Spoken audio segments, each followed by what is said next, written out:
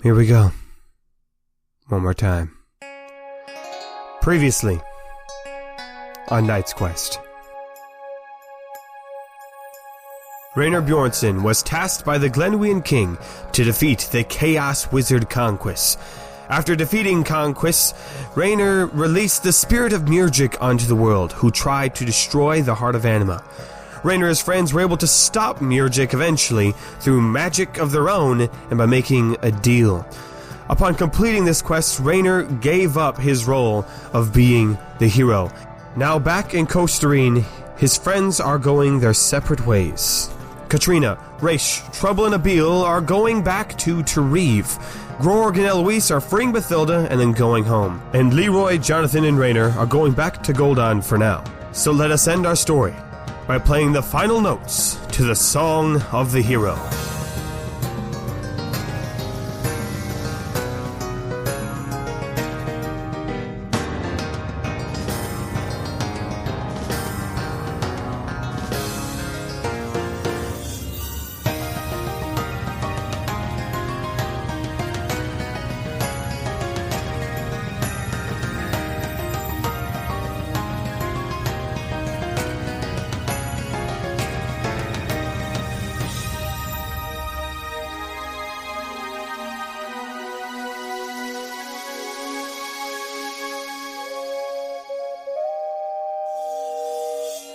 So our characters head off in their different directions, and we are now going to do what I'm calling the epilogue of this story.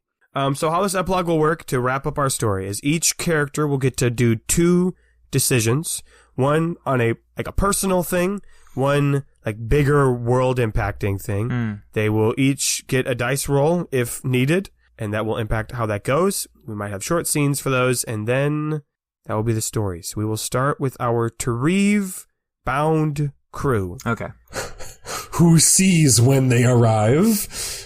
Yeah, when they arrive, the gate is bedlam. A mess. I'm imagining that all of the stuff Mirjik did is still there. Probably a few more things. I think there's a giant shrimp on some of the buildings.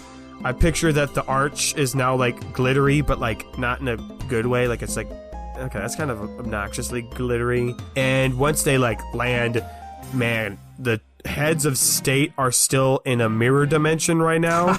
So crime is rampant, but no one has thumbs. So that's kind of a thing too. But I will say that we had established the shadows had become triangles. Oh my god. I do think those have begun to return. Okay. And so access to the shadow gate has returned as well, and so there are some people who were able to save their thumbs when they retreated and hid. So there's kind of a group of people who have been horribly misfigured by Mirjik, and then everybody else is back. So it's kind of a mess. Long story short, it is a mess. I'm sensing there's probably going to be a new floor in the gate dedicated to thumb magic. Yeah, the return thumbs. Goodness. Yeah. So that's where they're back at. Who should we do first? Because all 4 of them are planning to just chill here, right? They're not Yep, but each of you get 2 decisions. Yeah. So Trouble's personal decision is going to be the conversation with Abiil for sure. There's no question about that. I don't think that one is a rolling situation. I think that's a scene. Yeah. So where would this be? Maybe on the ship? Yeah. We'll say it's still on the ship. So it's really awkward when he starts it because he's he approaches him and he's swinging his hands and he's clearly doesn't know where to begin, and he's just how's your day been on the ship? Trouble, I think it's time we finally talked about a lot of the other days. There's not a whole lot that changes on the ship. Trouble, I think it's time we talked about the time you kissed me. Yeah, no, you're right. Okay, I'm gonna say something first, okay? So, no, that's not right. I don't want to start with throwing explanations, and the first thing is, I'm sorry. And I really mean that. That wasn't okay to do. I had this whole... Okay, well, you picked up on a lot of it, obviously, but me and Rhaenyra had this whole thing. I had all this shit about, not feeling like I had a purpose and being jealous of him because he did, and it ended up being, he offered to, like, hey, when we defeat Mirjik, we'll transfer his powers onto me, because we thought that would work at the time, because we thought we had a grasp on, like, the 5 parts of a spirit and stuff, and it was like, oh, cool, I'm gonna get to do something important, and I'm gonna get to fulfill what I feel like my purpose, and stick it to the writer at the same time. And then I was like, oh, and then I'll talk to Abiil, and I'll make him promise that he's gonna stay safe, so that after I become the spirit of Mirjik, I could, like, ask him if he wants to travel with me, because, the old Mirjik had, like, a weird valet kind of guy who would travel with him, and I was like, oh, I could ask him that, but then I kiss you, and, after that, I was like, well, I can still do the Mirjik thing, but I will just apologize, and I will not make that offer, and we'll just go our separate ways, and it'll be fine. But then the Mirjik thing also didn't happen, and I'm still conflicted about that, because I think it would have been a bad idea, probably, because Raynor was really freaking me out when he started laughing like that, so that was not a good thing, and Trouble. I get it. Yeah. You had a lot going on, and you're still processing it. I have had some time to think over these past few days on the sea. I was taken aback by Quis, because while I have grown fond of our new friendship, I did not see us in that way, and of course. I still do not see it that way. I like you, but not in that way. Yeah. Trouble, I want to help you learn how to be a human. Oh. No, I know I may not be the best example of that, but I've kind of seen it more like I am your father, almost. What? Oh, okay. Wow. See, you know what? I'm sorry for acting like that. That was rude. But I just didn't see that coming. Sorry. Okay. Let me back up. I did not see you kissing me on the face on the palm of a giant god. So that's fair. Extremely. That is fair. How about this? Yeah. We shall go to the gate together. We shall stick together as friends, and we shall survive this new chaotic world together. Because no one can stop Trouble, the Spirit Slayer, and Abiil, the antithesis of chaos. Are you sure? Like, I would understand if you don't really if you feel like it's better for us to not see each other. That's a bad choice of words. Let me take that back. I would understand if you feel like it's a better option to just not be around each other. Like, that's what I was building up to. I would get that. Trouble, I have spent a good chunk of my life not seeing anybody. And I do not want to go back to that ever again. Wow. Damn. I think that's the scene. Yeah. Alright, what is Trouble's big decision? That's tough. Because before this recording, I genuinely thought I knew where that was going to end up. Do we need to come back to that one while we work on other characters?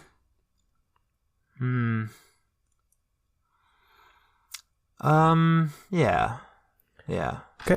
Let's go over to, I know what Abiil's going to do.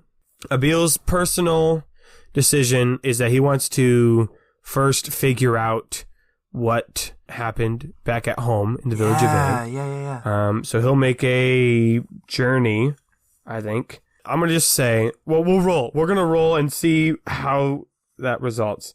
He's going to make a survival roll to travel there. Difficulty will be 3.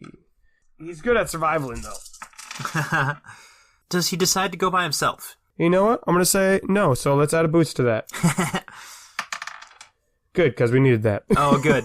So we're going to get 1 failure and 1, 2, 3, 4, 5, 6 advantages. What the hell? Okay.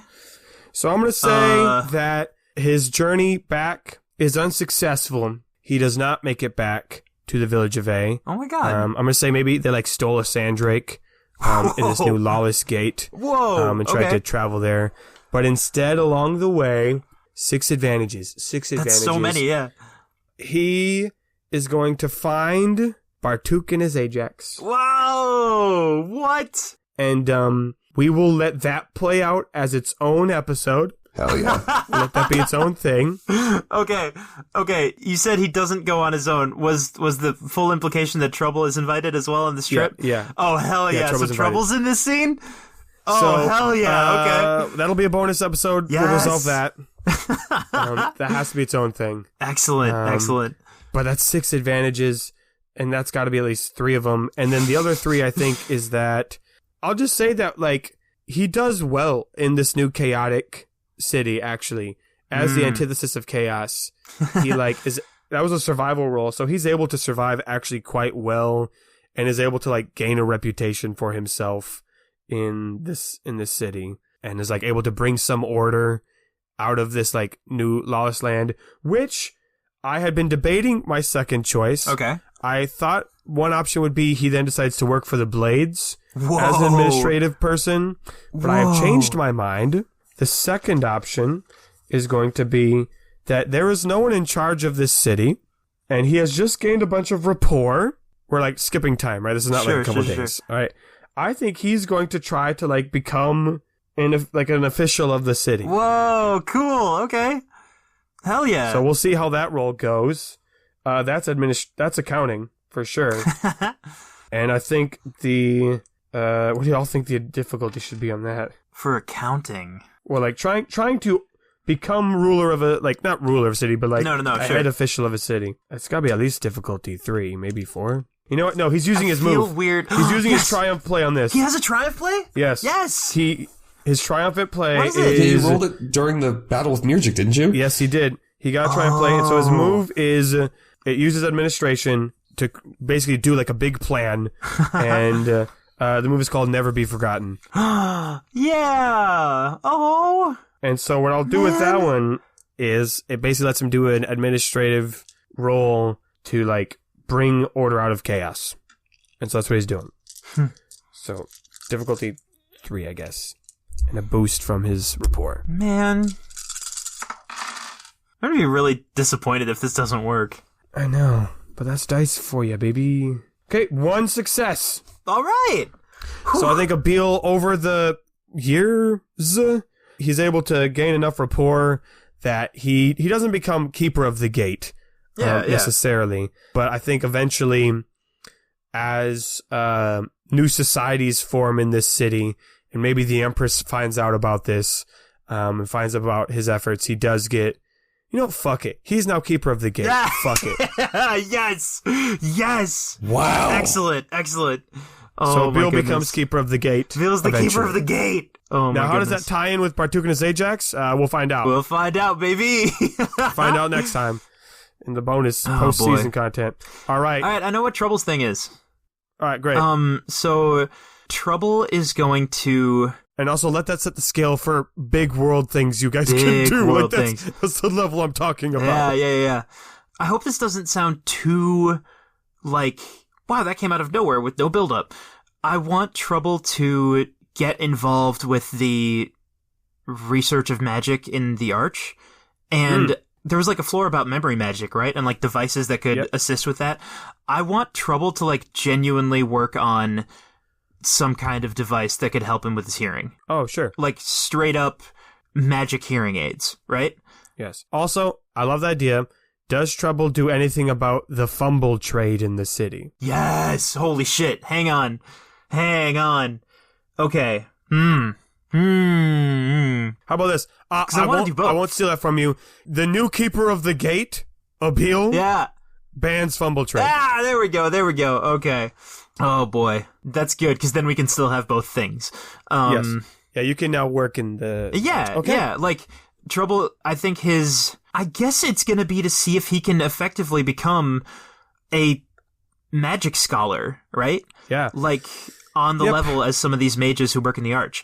And there's the fun idea of him working somewhere hundreds and hundreds of feet off the ground, which is extremely. Sure. No, he's very into that. I will let you persuade me which stat you think you should roll for this, because I know Trouble's stats aren't high in a lot of areas. They're all quite low because I never made it a point to keep track of experience or add experience. I was very bad about that, so they're all 1s and 2s. Pick one that has a 2. Yeah, definitely. I mean, it's gotta be intelligence. Does he have a 2?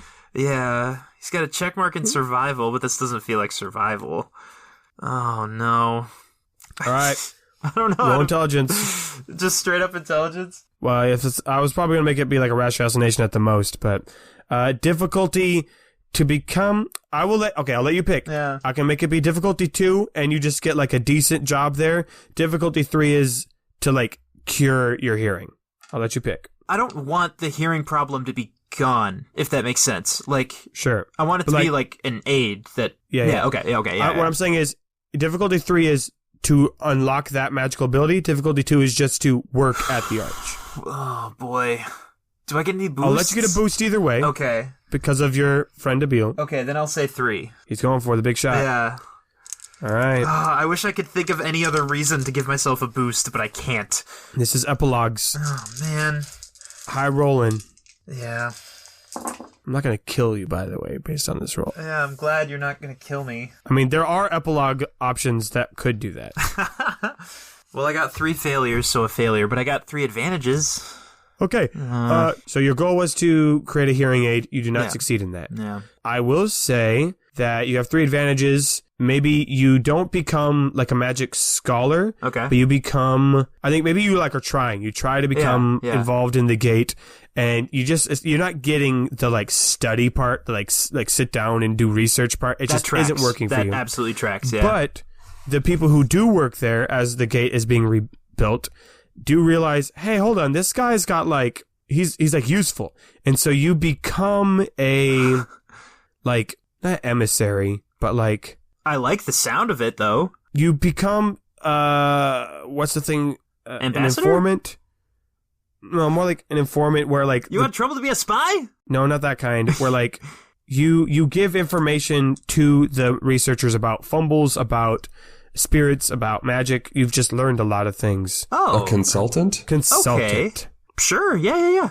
I'm their science field operative, yeah. Yes. Okay. And I will say you can create one fumble-related magical device that helps the fumble. So maybe it could be a fumble translator. Oh, okay.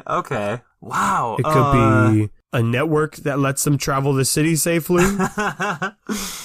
Wow, I like the idea of the translator.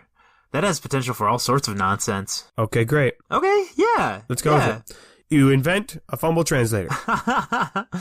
That impacts the city as well. He's going to keep supporting the research into magical, like, prosthetics. Yeah, like devices for medical stuff. He's going to keep supporting that, even if eventually it's someone else in the world. I think that's probably where it came from. They were trying to create a device that helped him hear, but instead it helped other people hear fumbles. Yeah. But, like, eventually someone will invent that, yeah.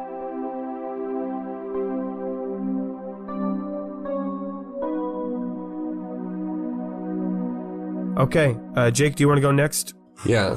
Were there any members of the Blades in the Shadow Gate during the thummening? I would say that most of the Blades probably made it to the Shadow Gate, and so they kept their thumbs. But some definitely did lose their thumbs. Like your parents, because your mom doesn't have a shadow, so she couldn't be in the Shadow Gate. So I think they were above when that happened. Sure. Katrina, small thing, she is going to work to find a new weapon for the Blades that is usable with people that have no thumbs. Oh, sure. Yeah. Let's do... I mean, technically I would make that be a smithing roll, but I don't think you can do that. Well, she's not going to make it. Oh, yeah, she's not going to make it. She's going to do, like, research and stuff. Yeah. What stat do you think it will be? I'll let... Everyone can decide... This is a very sciencey episode. Yeah. Sure. Mash. Okay. Go for it. What's the difficulty? I'll say it's a 3.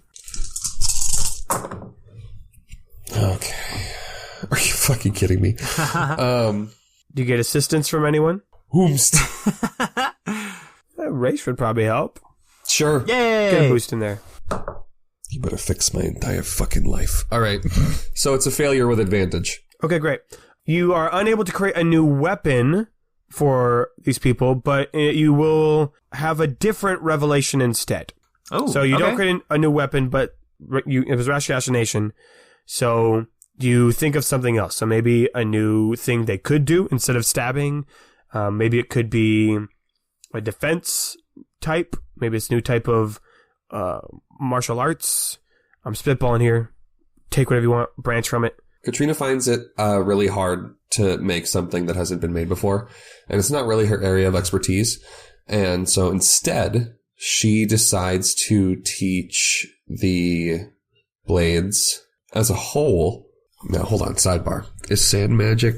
sand magic isn't intrinsic to people because Katrina learned it. Yeah, sand magic, I think I've just assumed that sand in Tareve is magical. Yep. Okay. So people who live there can learn how to manipulate it, and some, like Rhaesh and Katrina, have then learned how to take that same ability towards themselves and other things that aren't magic sand.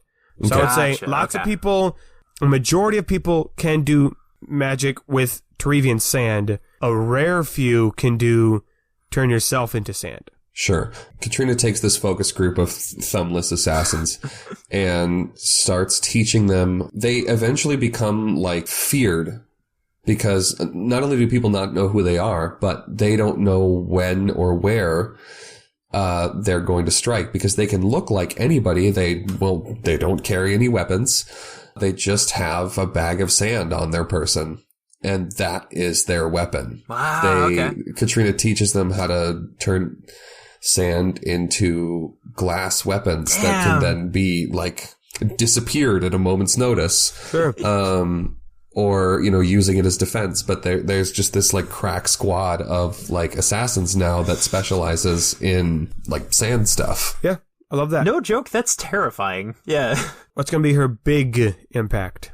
Katrina opens a bar. Yeah! Oh, that's it? That's what you want to do? Hell yeah! Yeah. Oh, man. Yeah. I was not expecting... What stat do you want to use that one for? Constitution. Sure. Yeah, you... Would be fortitude? Tolerance. Yeah, that's the one. So your drinking ability will somehow help you make a bar.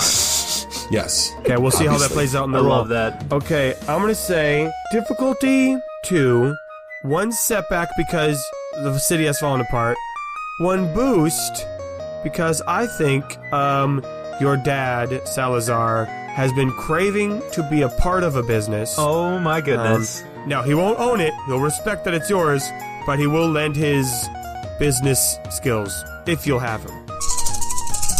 He's taking it. We love to see it. We do? We do. All right. So, we have 3 successes, 2 advantages.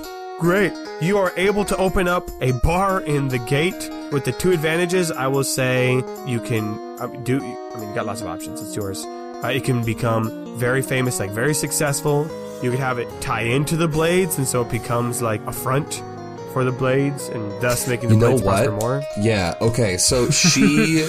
The gate is kind of in shambles, and at least for a time, the blades kind of have... They have time that they don't normally have to kind of take stock and organize, because they're like none of them are going on assassinations right away. Yeah, and there's other crime going on, so they're not like being pressured.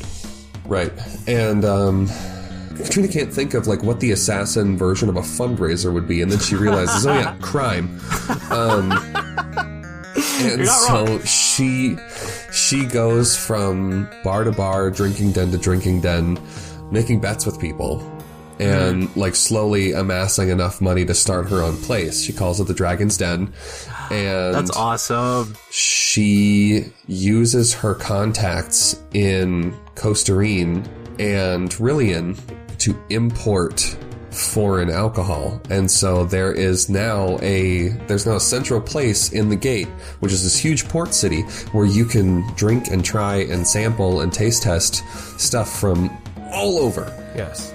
So it's got local stuff, it's got foreign stuff. So like not only is this like a super quick, it grows and it becomes more well established. They add on to the building. It's very nice. But like also definitely like a large portion of the money is going towards the blades, and like there's definitely secret passages underneath, and like 100% is a front. But also it's Katrina's like passion project. Bar of Many Doors? The Bar of Many Doors, yes. The bar of many doors is I love extremely that. good. The bar of many drinks. I was not expecting that, and I think that's perfect. Many drinks. Bar of many drinks. I like that. Okay, Rhaesh. Oh boy. I just remembered the two things I had. The personal one is, it's not going to be a right away thing, but I think as they, and I guess I'll let you decide this, Jake, but I think after maybe a year of them rebuilding and him getting to know her family more, he is going to ask Katrina to marry him. Incredible. What does that look like in Tariv? Bro, don't ask me about marriage culture in a foreign country I made up. I haven't thought about that. Oh, okay. Really? Even though you... No, I just think... I will say this. In Tariv, we have established that it is a matriarchy. So I think it's not so much he asks her to marry him, but more like he asks her to propose to him. I think what I was asking is, I think this needs to be a scene. Okay. Yes. Excellent. So, Katrina, congrats on the bar opening. I think this is so cool. We've worked so hard on this. Listen, I need to let you know something about Tarivian culture, that how things work is, so I know where you're from. When two people like each other, the guy will like ask, "Hey, we should get married." But in here, it's the girls do that. The girls ask, and so I just want to make sure you knew that was how that worked. And I was wondering if you wanted to ask me soon, because I would like that, please. This is the most Rhaesh thing that he's ever said. How long has she lived here again? I don't know, it's been at least a year. Yeah. As soon as like Rhaesh like started talking about the topic, Katrina just kind of like raised eyebrows, like smiled at him, like, "Oh, really?" Yes, that's what I was hoping for. Oh, I didn't know that. Oh, wow! This is such an interesting impromptu conversation to have with no context whatsoever.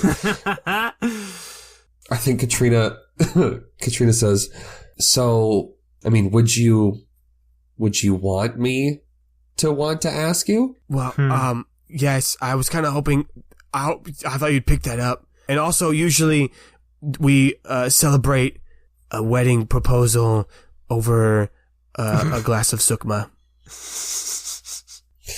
Katrina like stands like very purposefully in front of Rhaesh and says, "So, yeah, I guess I'll get right to it. I've been wanting to ask you this for a while now. I mean, at least half a minute, and and I just hope I'm not springing this on you or reading the room wrong. But Rhaesh, middle name, last name. Would you let me ask you to do a marriage?" Oh my gosh, I can't believe you knew what my full name was. Yes. Rhaesh, middle yes, name, I last would name. let you ask me to do a marriage. Cool. And then she, I assume they're at the Dragon's Den. It's like before or after closing. And she reaches back to, there's like an alcove set into the back of the bar wall where there is an unopened bottle of dragon spit whiskey, and she puts that down on the counter, and like Rhaesh is about to purchase. Hold on. And then she takes the bottle of sukma and pours them each a glass, a shot or a drink or whatever. And she says, "I like this." And she like touches the glass the bottle of dragon spit and says, "I'm unsure about this. So this is going to happen because it has to. But then this," and she touches the bottle of dragon spit, "this is definitely going to happen after." Because I think. Because. And he grabs again, he's not a drinker. He grabs the dragon spit and pours it in both of them. He says, "Let this represent the mixing of our cultures." Oh, sure. You're such a dork. And they drink. Oh, incredible. They drink. Wonderful. Rhaesh's big action is he wants to catch this assassin guy, or at least figure out this guy that tried to kill them in somewhere. Ooh. Oh my god, we're really tying up everything, aren't we? Well, yeah. Hell yeah. Everything except Salim. No, you don't know that. Okay. We've still got characters. I've got ideas to get Salim into this finale, baby. Well, me too, so there. I think Rhaesh is just gonna do Rhash, Yash, and Nash. Oh, excellent. I'm assuming he's getting Katrina's help. Yeah. What do you think the difficulty will be on this guy? Probably 3. Maybe with a red. With a red in there? Oh, shit. I mean, based on their last interaction. I would agree with this. Yeah, that's fair. Okie dokie. Oofa doofa. That doesn't sound great so far. All right, well, that's a failure with an advantage. Okay. So they're not able to find this guy. They try tracking him down. They try using the poison on the dart. They try getting his MO. But this dude, man, there's nothing. There's no records on him. The blades are like, who the hell? What are you talking about? We've never heard of this dude. So they can't figure out this guy. They're pulling up nothing. But I think maybe one day, while they're, in the Blades base, they get told that there was a message brought to them. And when they open it, they see that there's another one of those darts. The same dart is in it. Oh, boy. And the note says... It says... I'm not going to do a voice because doesn't matter. It says... he had every voice, so... Right. Good afternoon. I hope this note finds you well. I hope there's no hard feelings about our last conversation.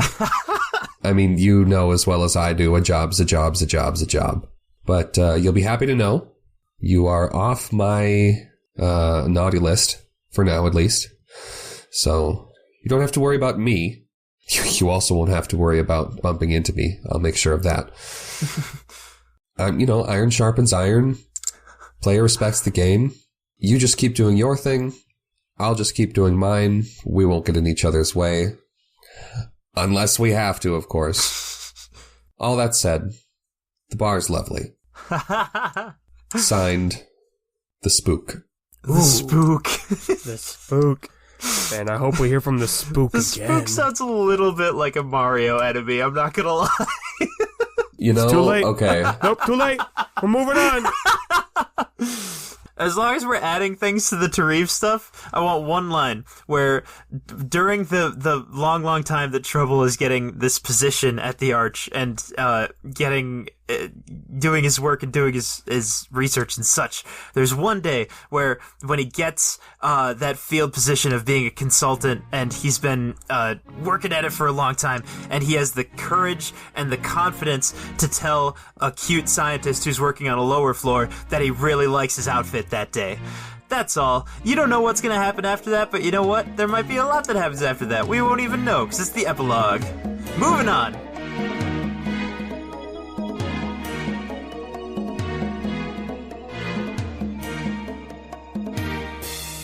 Costa Rican team, I think we need to follow now Eloise and Grorg as they head, I'm assuming they're heading towards the castle first. Oh, yeah. The Saltstone Manor. Should we have the whole crew go there? Like, I feel weird. I mean, that's up to everybody, I guess. I do kind of feel weird just being like, all right, even though we could easily come with you for this castle trip, we're just going to leave instead, you know? Sure. Like, it's right there. They can come with. Okay. Yeah. Let's do, I guess this is Eloise's action. Let's do this one. Okay. What is her personal action, Jake? Well, I can think of so many. Oh, jeez, I wonder. Yeah, I guess her personal action. The slippery one is still in town, I hear. Oh, shut the fuck up. Yeah. Maybe into the finale. I guess freeing Bathilda. Okay, yeah. What stat do you want to use that one on? You know what? Fucking. Based on what your stat is, will determine the difficulty and outcomes of failure and success. I could be persuaded by persuasion and weapon handling. Hell yes.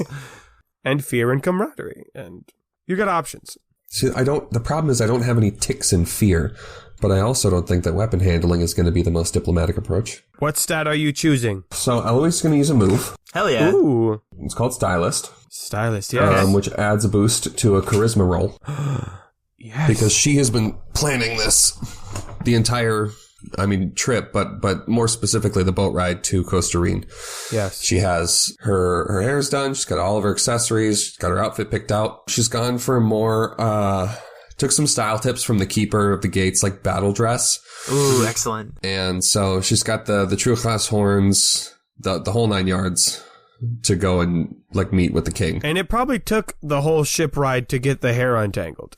Yeah, for sure. Fucking zappy hair. Okay, let's roll. What charisma roll are you using? Is it fear? Is it persuasion? I don't have a check in either of those. Okay, so then whichever style you want to go with then. We're going to add, so you get a boost already, right? Right. It's a move. I'm going to say for sure you get a boost because of what the burned shard reports back. Okay. Difficulty is going to be 3. It's a success with... That's it. All Okay. right. Okay, thank Great. goodness. So then I'm going to say you stroll up. You strut in. What did you choose? Persuasion or fear? Fear. Oh, Yeah, you strut in. You don't even talk to the Yes. guards. They're like, ma'am, stop. But you just walk in with your crew. I think the crew comes with. That's all there. And I think you demand an audience with the king. And we're not going to... This isn't a scene. I think it's just... We'll cut to the good part. Yeah. The king is upset. Of course, obviously, he's not looking too well. But the burn shard is there. He sees y'all come in. And just the dominance. And give me one sentence she says. I think she just said one sentence. Yeah, she says, "We did what you asked. Now give me my sister back." There we go. The king shaking the back. Obviously sets her free. He's God, more shaken back just by the finally. audacity of just the situation. Yeah. But They do set her free. You are reunited with your sister. Holy shit, guys. that's it? We did it. That took like 3 Yeah. years in the real world. He's got nothing to say? boy. I think he's more like... Yeah, I think like as soon as... Because they're probably already leaving when he says that. As soon as he tries to say something, she just swings the meteor hammer down just on the floor. Because it blows up. Yeah. Incredible. And like without breaking stride, like she's still walking, she just swings it behind her and just blows up a section of floor. Cool guys don't look at explosions. Yes, yeah. Yeah. And just keeps walking. And of course he's like, the hell! I wanted Raynor to be there, like, just in case they tried to pull anything of, like, how do we know you really finished the da-da-da? But it's so much better that he was entirely unnecessary. Like, it's so much better that he was not They needed walked in this. in just as like backup. Grorg just like back there, arms crossed, did say a thing. Right. He just like nods as they leave. Bathilda is freed. Yes! Yeah. Oh my god, finally! And I think, I mean, obviously they like wait until they're outside, but they like hug for like a long time. And Eloise says, "Did they treat you good? Are you okay? Like what?" They treated me okay. I mean, a dungeon's a dungeon, but I'm glad you're back. No, I'm asking, like, I want details. Every slight I'm going to take out of this palace. Oh shit. I think she, like, Bathilda, like, I'm not gonna say she's, like, decrepit, but she's, like, you know, not Aww. in good clothes, but she, like, looks you up and down, she's like, where have you been? That is a long story, and I think we have just long enough of a walk to get through it. So I think you guys will head back to your guys' home. I imagine, like, you didn't have your own village, you just kind of had your own, like, estate. That was like... Yeah, I imagine they have like a homestead. Yeah, like a off the beaten little path. homestead, yeah. What is your big thing that you want to do, Eloise? Big thing that I want to do. I can do Grorg's small thing if you want to think about that. Yes. Grorg's small thing is he just wants to, like, introduce himself to Eloise's family. Just be like, hello, I am an orc, and I am with your daughter now. Yeah, and I think they probably look from Grorg to Eloise to Grorg to Eloise, and I think more than anything they're just happy to have everybody home. Yeah. So you don't think I got a roll for this? You think everyone's cool with it? Otherwise, he's got moves for this. He could either do sales pitch. I think it would be funnier if you rolled for it, but I don't think, regardless of the roll, I don't think it should end with negativity. No, you know? I don't think the result isn't going to be no because you're an orc. We're not. Yeah. That's not going to be the result. So I think. No, I don't want to do sales pitch. I want to do... I think he's just going to roll camaraderie, because he's friend maker, dang it. Yep. Yeah. Difficulty, Jake? I don't know, 2. And a boost from Eloise. Yeah. Sweet. Okay, we've got... Technically, that's flat with 2 advantages. Uh-huh. So, how could we play that? So we failed I like this idea where they're kind of like, just like hesitant because their daughter left to go to perform at the Sun Festival. Yep. And didn't return for months later. For a while. Because one of them was in prison and the other... Which they may or may not have details about. Yeah. Which they might have not even known about. And so now she's back. Oh my goodness, they're so glad she's back. So maybe Grorg was like, hey, we want to like continue traveling. Like that was part of like, what do I do? And they're like, no. Yeah. Yeah, maybe the failure is just the plans change. Yeah. Okay. And so I'll say the two advantages are going to be, though, one advantage is they're like, but you can stay. Please stay here. And so they spend some time, which is maybe good for them to just not be traveling for. I'm going to say it's at least a year of time before they're allowed to like leave. And the other advantage will be that Grorg, I don't know, he like gets a little job, like just working on their homestead and like helping out. And yeah, I'll go with that. That's a personal one. Eloise's big thing. Eloise is going to build like on that main road, maybe on the other side of the road from their homestead, but on that main road to Costerine. She's going to enlist Grorg's help, and they're going to build a dojo. That's fun. Okay. Yeah. And not only is like as time goes on, is Eloise going to try and like learn as many like weapon styles like as Grorg, you know, but like diversify her repertoire, but also like offer teaching, self-defense, the confidence and self-esteem stuff. Yeah. Like building strength in people, trying to be the role model that she didn't realize she wanted until she went on this adventure. Yeah, so you want to build a dojo on the Old Elven Road. Yep. Yeah. All right, let's do a roll. If it does well, I'm going to need a name. It could be weapon handling for the fighting. It could be camaraderie or persuasion for the self-discipline. It could be administration or accounting for starting up a little business. Let's do weapon handling. Okay. Love it. I'm going to say the difficulty's 3. Do I get a boost from Grorg? Grorg got a boost from Eloise. Oh, yeah. You get a boost from Friend Maker. Yeah. Do you think Jonathan and Raynor left? Are they awkwardly still here? No, this is like... This is the future. Oh, okay, yeah. These are... We're assuming they went back and things have happened. Okay, yeah. So we didn't need to include a goodbye scene or anything, yeah. No, we're not doing That that. is just a success. Great. What's the name of this little fighting dojo? It is gonna be something I should have really been trying cool to think and of nice. puns. I can only think of things that are either just Grorg or just Eloise, and I want it to be for like both of them. Like a flutterfire, sting like a bee. That's the motto. The Flutterflyer Dojo. Yeah, that's good. That one could be fun. Okay, you say it. It's called the Flutterfire Dojo. I need to cut out the past 10 minutes, okay? I need know. a nice smooth spot to transition it. Where I say, what's it called? And you say... I said it. Okay, you said it while laughing, though. You said it while laughing. We say everything while laughing. It's called the Flutterfire Dojo. Yes. Okay. That is successful. And I think you're able to get a lot of the walking by soldiers will stop by and maybe have a change of heart or something, or wayfaring travelers. Incredible. You are successful, and you have a nice little dojo. Grorg's big move is he wants to spread simplicity, baby. Baby. And visit Hell yeah. Sim, baby. And so I think he's just going to do the move evangelize. Okay. Yep. I mean, that's what he's doing. Sure. That's camaraderie, baby. And I'm going to say it's going to be a difficulty, probably 3, because we're in a very riderism-heavy region. Sure. Yeah. Does Eloise help him with this, or does she not help? Like, I guess I never... Jonathan helps him. Yeah. Jonathan helps Aww. Yeah, of course he does. Oh, man. That makes me happy. him. He's no help, so... Oh, well.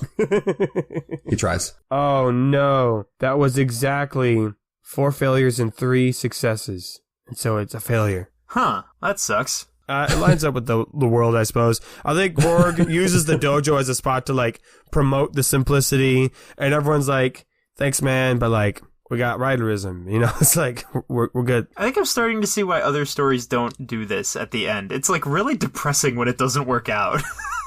It's like we take us when into it's based the future. on a dice roll and it's not just what we want. Yeah, But I do think to like yes and the dice roll, I think he's not able to convert people to simplicity. Okay. But I don't think that dissuades him from his faith. And I think they still visit Sim. Maybe they make it a regular occurrence and that's their excuse to visit their gate friends too, right? Yeah, I was just about to say, like, maybe people don't, like, as a religion or a faith, it doesn't take off. But I think it probably still sends people Sim's way. Good. Sure. Yeah. I think, maybe some people will visit Sim. Well, I feel like, no, that would have been an advantage if we got it. I think nobody listens to what Grorg has to say because he failed and there were no advantages. That's okay, shitty. I guess. That's how it is. But I think he still, maybe he like makes friends though with all these people. Like they don't join his religion, but they're like that helps with the dojo and like it's a friendly place and people know, oh yeah, this is the Flutterfly dojo. They're going to be friendly there. That's where Friendmaker is. And Eloise. I feel at peace with that. It's your character. Yeah, I like it.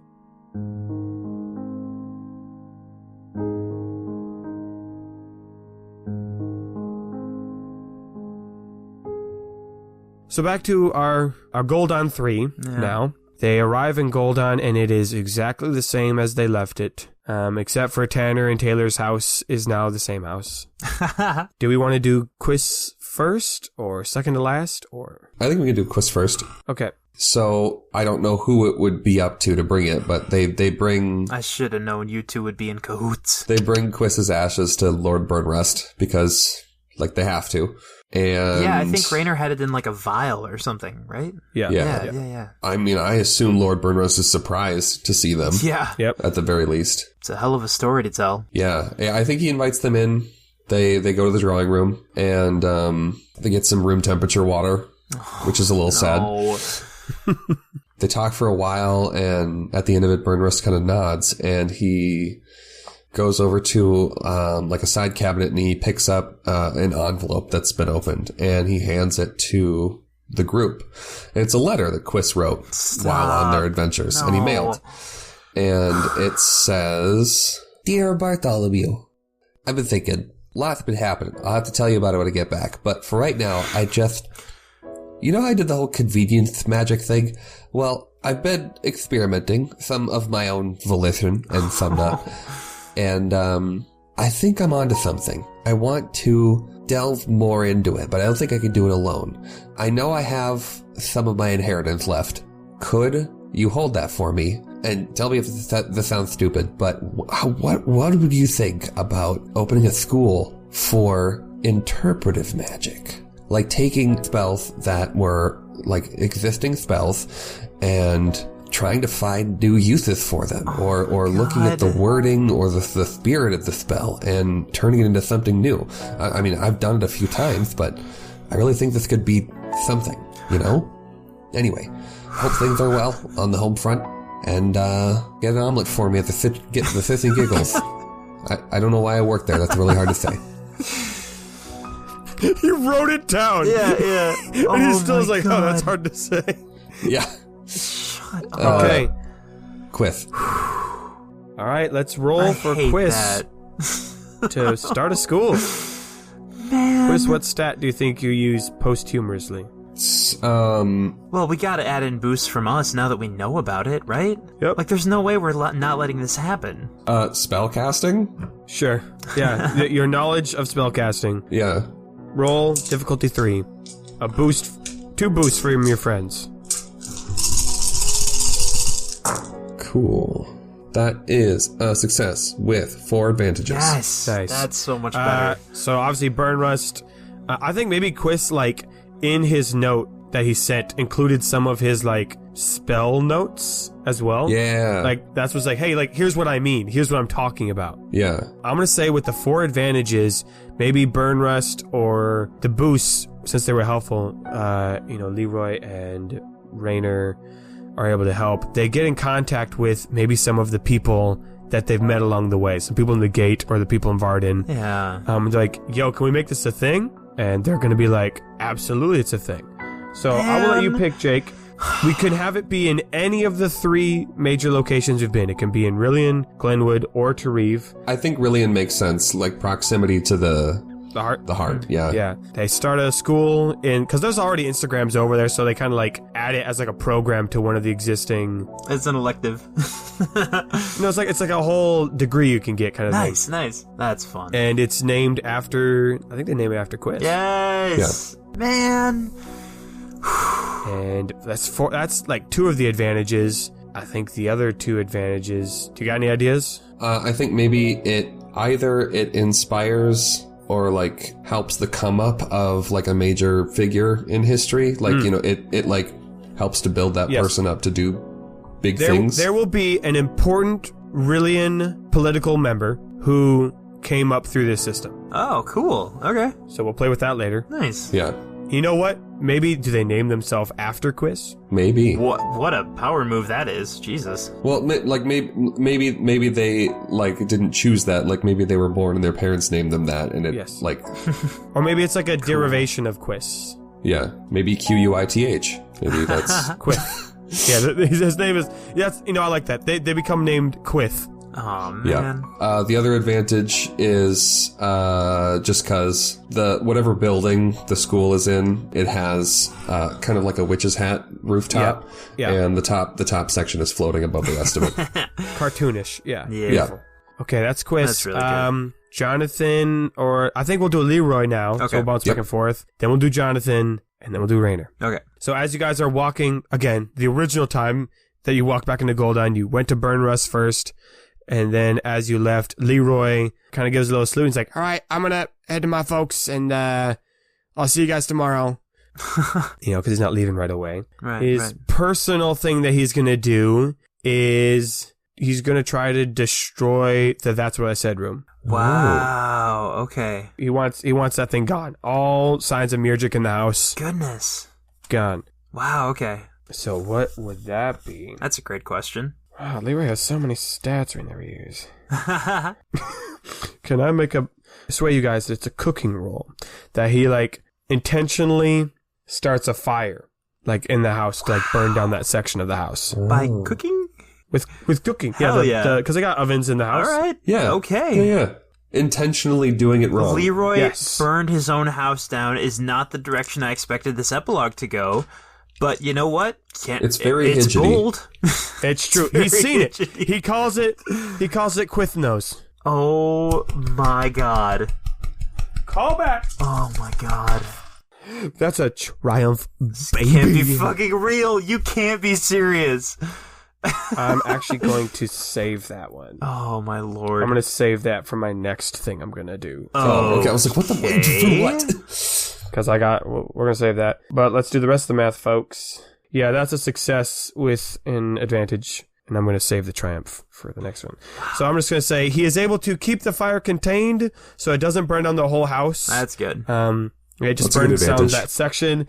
And the advantage will be his parents don't know that he did it. So like, I don't know what happened. I guess I just forgot how to bake. I've been gone so long. Oh, no. And so that's his personal. His big move is he doesn't do this right away, but I think he eventually decides maybe with Jonathan, when Jonathan eventually leaves, he's going to leave too. I'm assuming Jonathan's leaving. Is he wants to go out into the world and destroy more Murgic items. Ooh, okay. He saw what it's done to him, what it did to Quis, what it did to Raynor for a little bit. He wants to destroy them. So, whether that's one or all of them. So, I'm going to use that Triumph play. And so, his Triumph move has always been Special Bread. I made that the Triumph move. Oh, boy. And so, I think he develops it a little bit. Well, I guess if he succeeds. Oh, okay. He's going to try to develop a Special Bread that helps him, like, track it down. Instead of seeing the chords, he's going to see where the items are. Oh, my goodness. Exactly. Because the bread helps you see the world as it really is. Yeah. So, we're going to make that roll, baby. Which is also... Oh, that uses his dream stat. Let's go. I will say this is going to be probably very difficult, though. I'm going to say that's 3 purples and a red, just because we're dealing with Murgic items. Sure. Does anyone... I'm going to ask this. Do you think any character we've interacted with so far, would it help him on this quest at some point? Jonathan, Grorg on the journeys. If he asks, I would say yes, but I don't want to make the decision for Leroy that he, Yeah, I would agree that's tough, because, literally, if he asked, anybody would, of course. I don't think he'd Okay, he knows he can't do it alone. Right.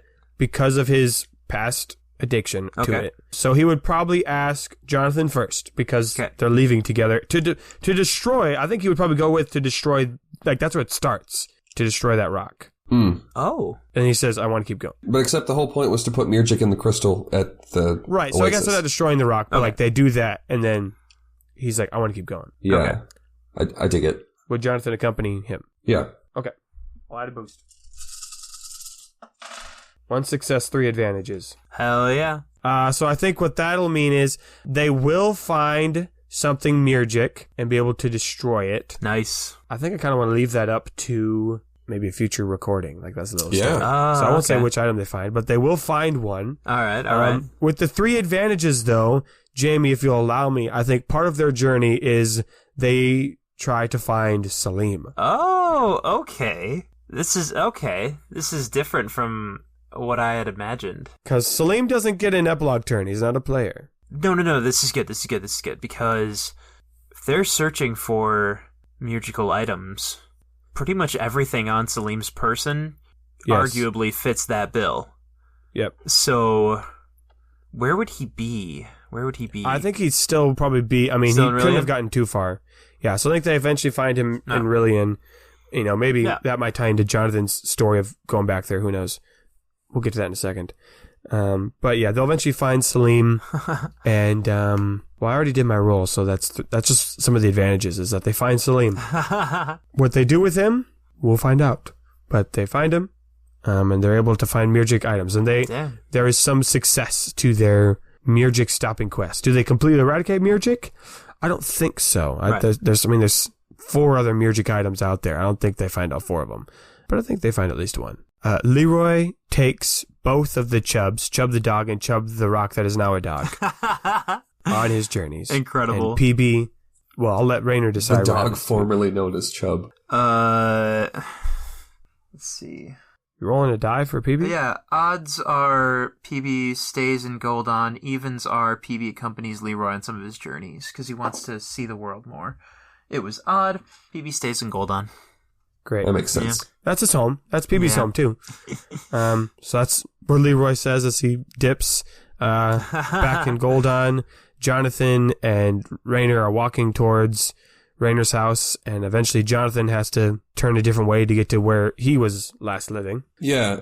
Jonathan says, damn. Okay, I think I definitely... The pile of stuff would be in... Didn't we send it to Bjorn's place? Oh, no. Yeah. So there's a pile of debris in the cow pasture behind the Bjorn's pile house. Of stuff. Yeah, and so they're walking back, and he says, I think I left some stuff in the miners' quarters. I need to go back. Oh, my. Oh, right. I truly forgot this was even something we would have to deal with. You know, same. Is it 100%? Is it blue ore, or is it blue things that have been turned blue? It is all stuff people have sent to turn blue. Yes. Okay. So none of it's blue yet. I mean, Rainer just starts laughing. He's just like, how are we going to get any of this anywhere? I don't even know where to begin. And then Jonathan has an idea. Okay. And he says, you know what? I think I know what to do. I think I know what to do with the beta business. Or what was the beta business. Right. And I think I can do it. Great. Love it. Not right now. It's too big. I got to deal with that later. But I have ideas. All right. So what is Jonathan's personal epilogue part? Jonathan's personal epilogue, he is going to patch things up with Lysander. Oh, wow. And aww. Yeah, because he's kind of a smith now. Yeah. Yeah. Oh, man. Kind of explain, and then also ask if it would be possible to send ahead basically a message to the Smiths in Hidgety so that Jonathan can go and return the ball peen hammer without immediately. Incredible. Yeah. So we're reconciling with the Smiths that you've encountered. What do you propose as your stat? Pranking. It's all a joke. Persuasion. Let's go for it. I'm going to say difficulty 3. I think it's tough because of all the family feuds and the many, many pranks you've done to Lysander. A lot of pranks. Oh boy. Oh boy. Hey! Just a success? Okay, Excellent. we'll go with it. Excellent. With nothing else. You patch things up with Lysander and the Hidgety Smiths. You know, you're not like best friends now. It's not like they're like, oh yeah, welcome to the club. And we love you now. But I think there is an understanding. Like Lysander understands the Hidgety Smiths, you know, Howda and Wida Smith, and a connection has been made to potentially restore this Bismarck-Smith feud. You know, a step has been taken in the right direction. Yeah. A drop in the pond. Yeah. But your ledgers are clean. Yeah. What's your big one? Damn. Big one. He's going to use his newfound talent and passion to make good on his promises to all those people. Wow. And he's gonna take that question that was posed to him of would he buy his product and how is his product actually making people's lives better?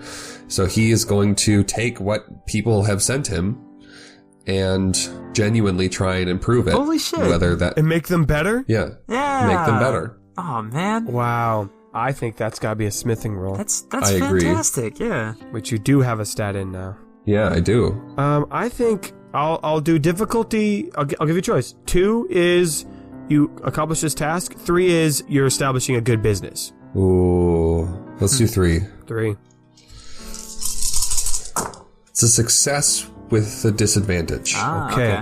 That's great. So you establish a business, and like that success means it's gonna, like, obviously it does well. Like it's not just like a one day thing. Like you turn all these things into genuinely better. Well, I have a disadvantage. Yeah. The success is like the business is established. The disadvantage is, one, he's not able to make like a 100% return on investment. Like some of the things that were sent, he can't do anything with. And so he has to like find some way to reconcile that, and it's not always positive. The other disadvantage is he struggles to... Was it 2 disadvantages? No, I think it's... No, you're trying to decide which one? Yeah. Because the other idea I had for the advantage was he struggles to separate himself, to set himself alone outside of the Bismarck name. Okay. To set his business apart. I think I like the first one, where this business you set up is, at beginning, almost charitable, right? You're putting a lot more into these things than you originally were even asking for. But I like that because that changes who Jonathan was, of originally doing cons to now having this job where he's like, hey, give me a thing, pay me, some money for it. Like, I need to eat. But like, I will genuinely make this item better for you. And I like doing that because I feel good about making your life better. Yeah. Wow. And I'm assuming he like starts this business in Goldon, but like moves to Varden. Yeah. He did tell them he was coming right back. Right. So that leaves the only person who lives in Goldon now of our original party will be Raynor. Now, obviously, Jonathan and Leroy will be there for a while. Yeah. Eloise and Grorg are down the street, so to speak. I mean, right. It's a day trip, but they're visitable. But Raynor, I think Jonathan has left to go back to his little hut. Yeah. He's standing in front of... Real quick, before Jonathan does leave, though, I think Raynor wants to make it a point to actually thank him for saving him, more or less. I mean, he didn't really get a chance to say it earlier, and it's something that's weighed on his mind because of how big it could have been. And I think he tells him it was heroic. Even if he didn't think it was, Jonathan says, come on, I didn't have a choice. That's not, hold on now, wait, no, stop. That's not like a writer thing. I'm saying like, there's no way. He just hugs him. You were going to get away with that. Like, of course I had to. Yeah. I know. Okay, good. Great. I will see you tomorrow. Say hi to your dad. Yeah. Okay, Raynor, before you enter into the door home, what will be your personal epilogue? Yeah. And I'll let you do a big one, too. Yeah. Personal? I mean, he's got to tell his dad what happened, He's got to share that story. Yeah. I don't see that being a dice roll. Do you share everything? Yeah. he tries to just greet him as if things are great and he's just really happy to finally be back home. But pretty soon he's sobbing. He's finally able to at least a little bit let go of what was just wrecking him earlier and making him feel so tormented, so indecisive, so torn. Like the guilt of what he almost did, which probably would have been a horrible decision. I mean, all of it. Like, it all comes out when he's trying to explain this story, you know? And now that he finally can. Yeah, seeing his mom? Are you kidding me? Like, in the middle of all that, that would have been... I mean, it's almost impossible to talk about, but at the same time, it's exactly what he needs to do, you know? So you have a conversation with Bjorn. Absolutely, yeah. I'm assuming you saki-takied him on the journey back a little bit, so he knew you were coming. But you saved the heart-to-heart conversations for in person. Yeah. And I think the two of you have a long, tough night as you work through these topics and these feelings, but it's good. Absolutely, yeah. And you're able to be comforted by your dad, and you're able to comfort him as I think you realize, I didn't say this earlier because we haven't done it, but your ocarina doesn't do magic songs anymore. Huh. Well. Still plays music. Wow. But it doesn't do magic. Okay. So, Rainer. Yeah. What will be the thing you do to impact the world? Well, it was going to be echomancy, so that's off the table. Is it? Apparently. I wouldn't say it is. You don't think so? I would just say you'd need to... I think that helps you learn a lot about how it works in the first place. All right. Just because you don't have the tool like readily at your disposal, all right, doesn't mean you can't. Yeah, we're talking big Sure. picture things. Sure. You can study and things. Yeah. You become an echomancer is what you want? Yeah. Yeah, roll for music, I assume. Unless you got another thing you'd want to roll. Nah. Why would you ever roll anything other than music? I will say one setback because of the thing I just said. Sure. But for sure you get a boost from Bjorn. Also a boost from Eloise, because she for sure, helps. Yeah. Yeah, she's still in the neighborhood, yeah. Hell yeah, that's a lot of dice. Difficulty 3. Difficulty 3? Yeah, to become a famous echomancer. Huh. Interesting. So that's just a ton of successes. I think there's 6 down there. But 1 disadvantage. Oh. Yeah. Okay.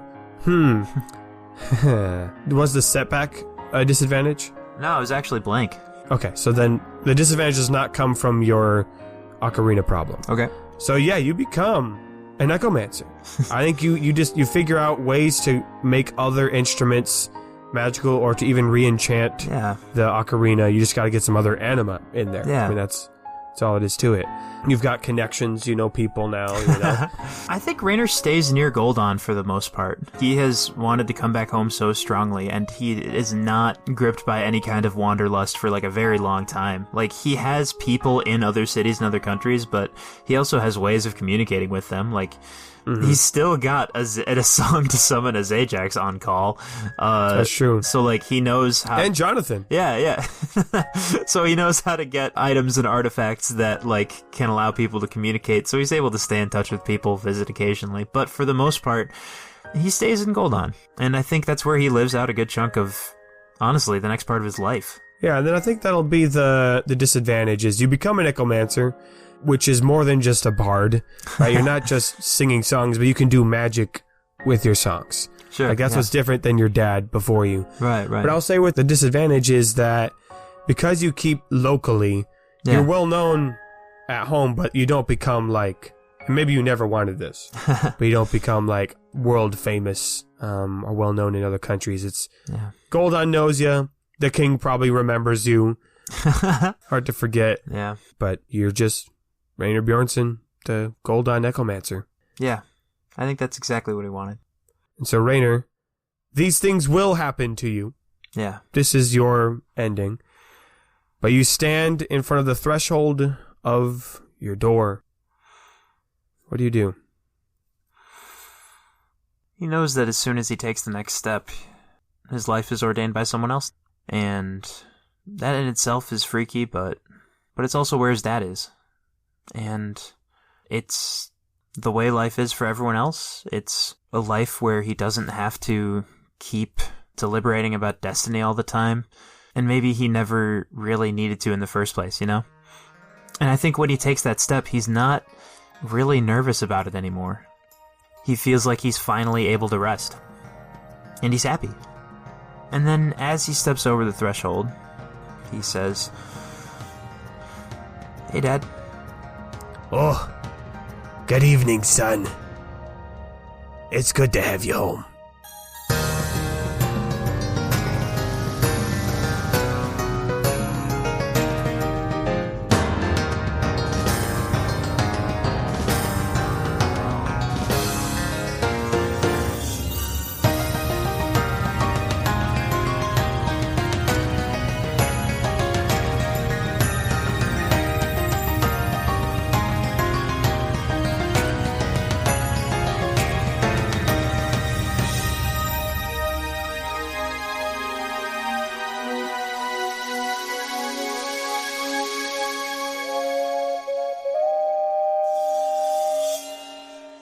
Hey there, Questies.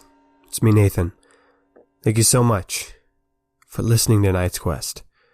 I'm trying not to get emotional right now as I record this, listening to the beautiful music Jamie scored and really living these moments. It really is an end of an era. It's also especially emotional as I look around my room and I see boxes being packed because I'm moving. And the house that I'm in right now is where I've edited every Night's Quest episode.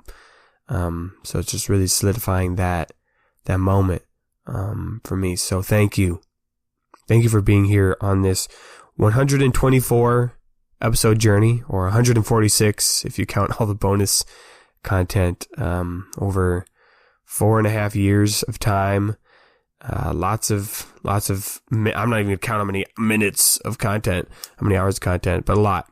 And it means a lot to us that you've stuck through it, through all of it. So thank you. So let's get to some logistics for you. While this story is finished, we're not finished. We're not done.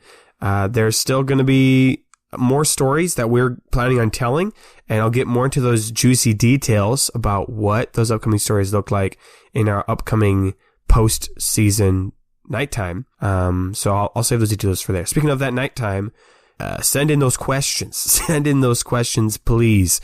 If you're on Discord, you can send them on the Discord, right? Otherwise, you can post those on Facebook.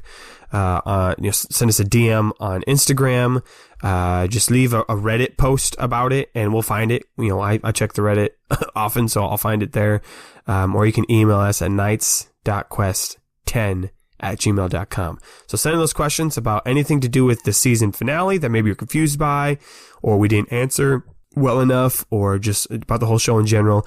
We love talking about the show, so please just send us as many questions as you can think of, silly or serious. Maybe there's a plot hole we missed. Call us out on it. I love being called out on plot holes because then I get to improvise excuses on why they're not plot holes. So send us those questions, please. We're going to be attempting to record that nighttime on January 19th. So if you try to get those in before then, that'd be great. Now, sometimes we don't record when we plan on it. So I'll let y'all know on social if that's not the case. If all goes according to plan, this nighttime will come out on January 27th. But if there's some hiccups again with me moving and I can't edit as fast as I want, or we're not able to record that night, then it will come out February 10th. So again, we'll keep you posted on our social medias and on the Discord.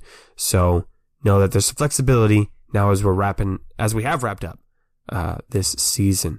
Of course, if you want more content to listen to, or if you want to join that Discord discussion, where we've been talking a lot about the finale and some hidden Easter eggs in there, you can go to kqpodcast.com and click on Patreon, and join the patrons there. I gotta thank all the patrons for your support, and a big shout out to our better tier patrons, Lowell, long may he reign, those dang high elves again, and Mike. So thank you for your incredible support. Again, join their ranks, kqpodcast.com, Patreon. Of course, while you're on the website, you can get some stickers. We still have our half off price for those stickers, so get them while they're hot, because they won't be relevant in the next story. So go get those now. Yeah, and of course, check out the music too. It's incredible cool music. I've been going back and listening to some old songs, and really, I feel the nostalgia of the older seasons. So yeah, we'll answer more questions. We'll talk more about what the future has in store in the nighttime. But don't worry, we're not done. All right, we are not done telling stories. That being said, though, it is an ending. And endings are bittersweet, aren't they? I never thought we'd make it to the end of this story. As a creative person, we never finish things. We start things. And so to actually finish a story of this caliber, of this quality, I'm proud. I'm proud of this story. And I wouldn't have been here if it wasn't for you guys listening. Seriously. Having you guys as listeners motivated me to get things done on time, to record when we couldn't, to make sure the editing was as high quality as possible, the story was as high quality as possible. So your and your support and your comments and your love has helped make this story what it is today. So thank you very much.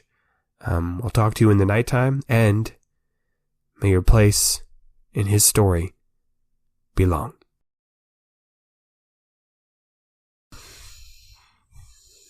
How's that? How do you feel about that?